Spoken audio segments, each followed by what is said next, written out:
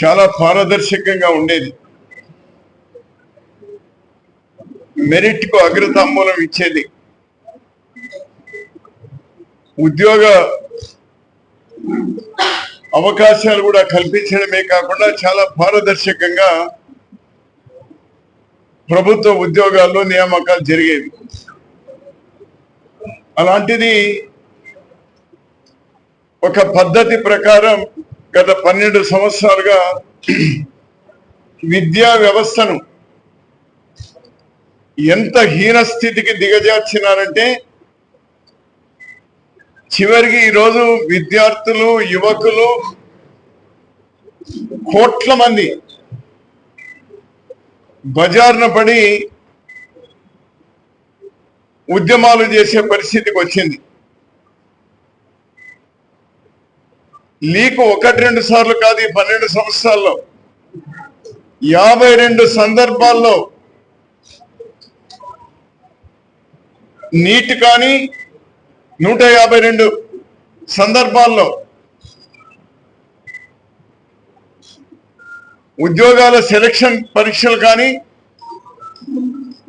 లేక కాలేజీల్లో సీట్ల కోసం కానీ జరిగిన పరీక్షల్లో లీకులు జరిగినాయి.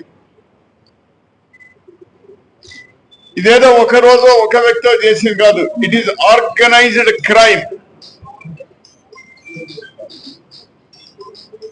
ఇది ఒక పెద్ద scam, it's a big scandal.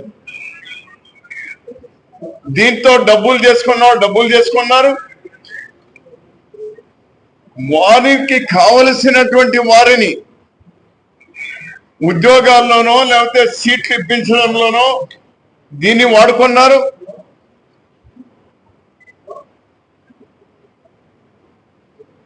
ఇది తీవ్ర స్థాయికి వచ్చినప్పుడు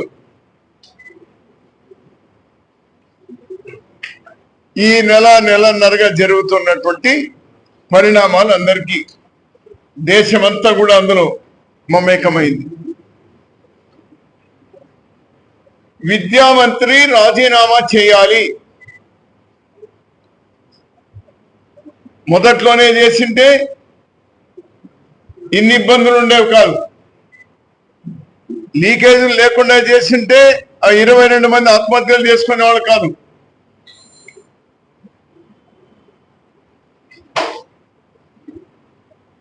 విద్యాశాఖ మంత్రి రాజీనామా చేసినారు, అంతటితో అయిపోలేదు. ఆ చనిపోయినటువంటి కుటుంబాలకు